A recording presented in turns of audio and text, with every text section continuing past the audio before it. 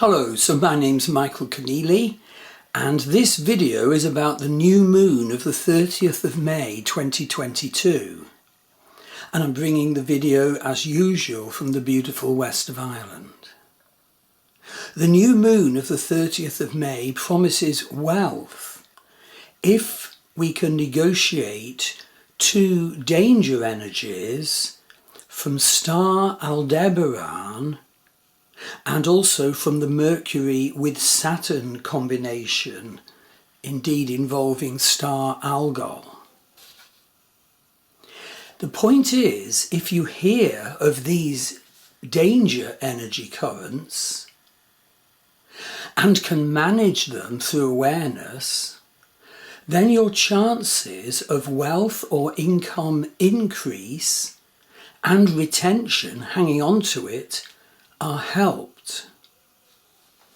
The new moon of the 30th of May has Sun and Moon at 14 Vedic Taurus in wealth-orientated Rohini Nakshatra. That's 9 degrees Gemini in the tropical zodiac of Western astrology. Now you can see the charts, Western and Vedic, for this new moon in the May 2022 page of my Star Wheel Astrology website. The point is that new moon in Taurus and in Rohini Nakshatra is all about wealth and coming into wealth. And this could happen for you, especially if you're mindful of the other factors and take the right actions, of course, to bring the income if that's the way needed. Unless, of course, it's a passive receipt of wealth like inheritance or whatever.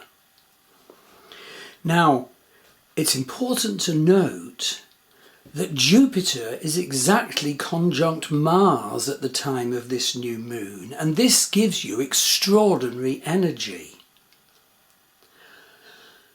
But you have to be careful in what way your huge energy is used now.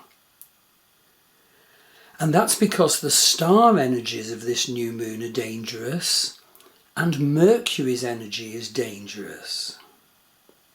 So how do I summarise all these huge energies that we need to be aware of if we're able to understand and successfully manage our situation sensibly at the time of this new moon and reap the potential harvest of increased income? The energies are favourable for wealth creation, but you really do need to be aware of the other problem energies also around, energies that could send your wealth impetus into rail crash. These dangerous energies come from the fact that the new moon is conjunct the fixed star Aldebaran, and also from the fact that Mercury is retrograde and square Saturn and conjunct the dreadful fixed star Algol at the time of this new moon. So let's aim to work to overcome the possible dangers, and let's seek to reap the harvest promised by this new moon in Taurus. As a first step, it really is helpful to look at the energy components. So point number one, what is the nature of this new moon? And you can read up about this in the blog associated with this video. So new moon is the start of a lunation period, 28 days. All of us ideally need to attune to the energies of a new moon and then seek to manage them and work with them during the time that the moon waxes to full moon and then wanes to complete the lunation at the time of the next new moon. I do suggest, as usual, a possible meditation or vision outline for you to do in my separate part 2 video about the possible vision work of this new moon The other sort of technical point is you need to be aware of what house this new moon falls in your chart. What house calculated from your rising sign, but also calculated from your moon sign. That makes a big difference. And indeed there is a web page on my Star Wheel Astrology website which tells you all about the affairs of each house, and of course you can contact me for a reading. The other thing we all have to also be aware of is the standing of Venus in our chart, in our life. This is because Venus is the ruler of Taurus, which is the sign where this new moon occurs. A danger we'd need to overcome would be if our Venus was fallen in Virgo in our birth chart or Navamsha chart. Or if our natal Venus was conjunct Saturn, for example, we definitely need to understand and work with those two impediments.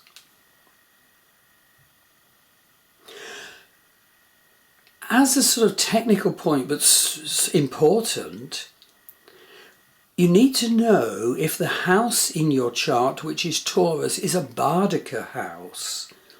In other words, a house carrying a karmic weakness. And that's the case for the 11th house in the case of Cancer rising, because Taurus is their 11th house and it carries a karmic weakness which needs to be healed. So do seek to do work within your new moon visualization and meditation to identify your possible wealth creation way forward, what sort of strategy is involved, and to identify the impediments and, as it were, to be the hero and joust with those impediments to attract wealth. And in part 2 video, I do suggest possible visualization outline.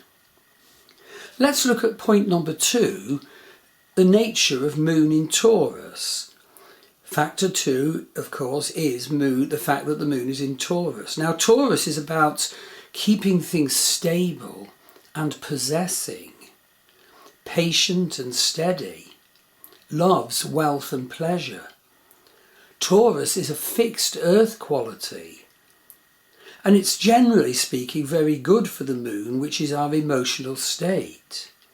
So Taurus wants to create stability, structure and order, but people with planets in Vedic Taurus, especially Sun, Moon and Ascendant, must be so careful not to cling too much to form and to things they've made an emotional commitment to.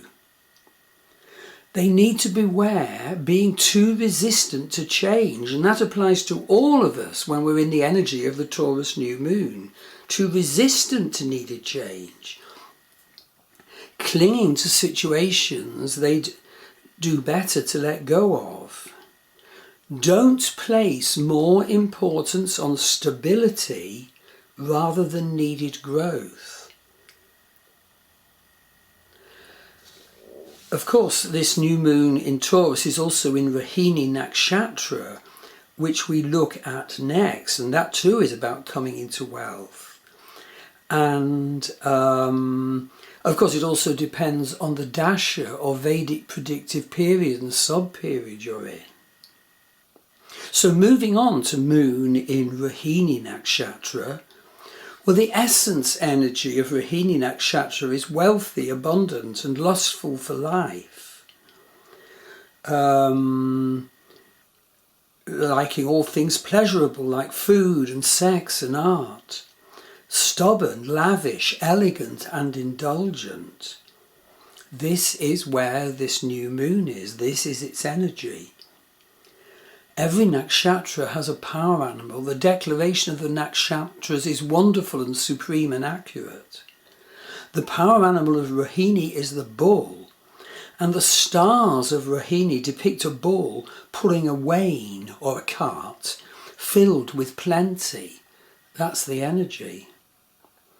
But there's a twist to the tail, and if we're not aware of that, we can really mess up our chances now. One of the royal fixed stars, Aldebaran, is placed here in Rohini, exactly conjunct this new moon. And in fact, the energy of Aldebaran within Rohini makes this portion of the zodiac notorious.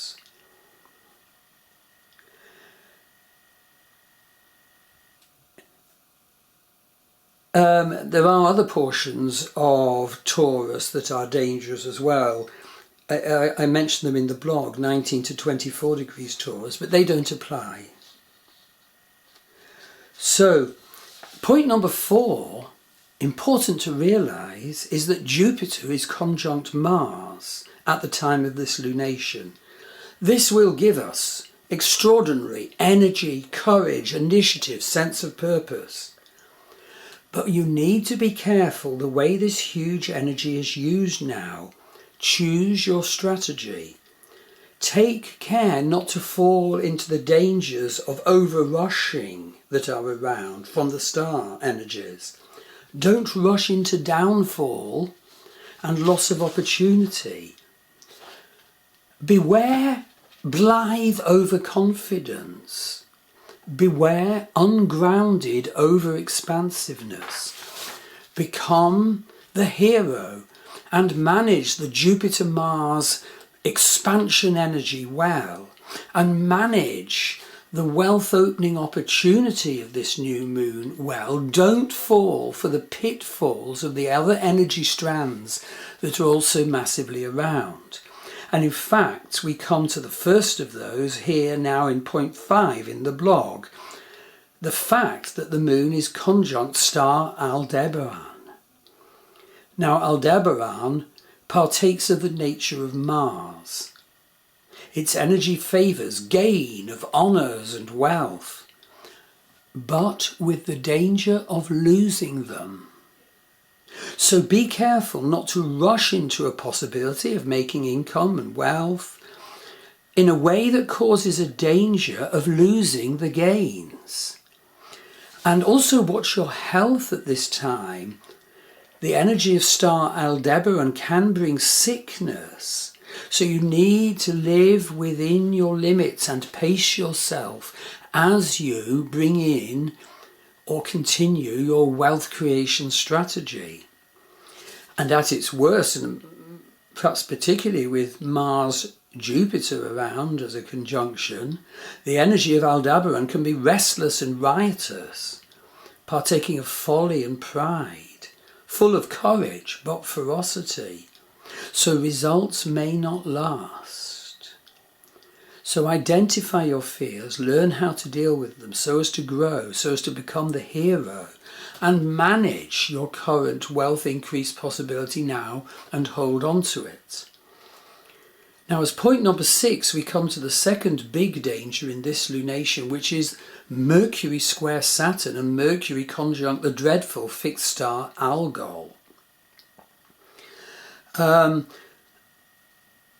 Well, what's the energy of Mercury square Saturn? Well, hear this. Positively, it's all about depth of thought, logical thinking, thoroughness, concentration, all good things. But negative side, if we slip into that or grasp into that, it's distrust, shyness, narrow-mindedness, a conservative attitude, obstinate, clumsy and heavy. Watch how your mind and communication and your emotions are handling the Mercury square Saturn. Do you go in for needed depth of thought and careful planning now? Do you go in for slow but sure now? Do you go in for difficult and laborious rise in life now? Or can you go for the highest possibility of the Mercury-Saturn combination of logical thinking, thoroughness and concentration, not going overboard, buying in too stupidly to the Jupiter-Mars energy? And the huge problem, as I said, is that Mercury is conjunct star Algol, which is the head of Medusa, a ferocious energy of misfortune, violence, a dogged nature. It can include glamorous power of attraction and great seductive beauty, but it has disastrous brutality and violence, accidents and injury. So in conclusion, how do I summarise this huge vortex of energies that you need to be aware of if you're to manage your situation sensibly and increase wealth in whatever way at the time of this new moon of the 30th of May? It's important to focus on what you want to achieve, what the strategy is, and launch it if it's still on the drawing board, or continue it if it's already running. But beware of overdrive and impatience. Ensure you have your project adequately formulated and thought out. Be aware that your energy could absolutely rise and boil over, but beware impatience and risk-taking.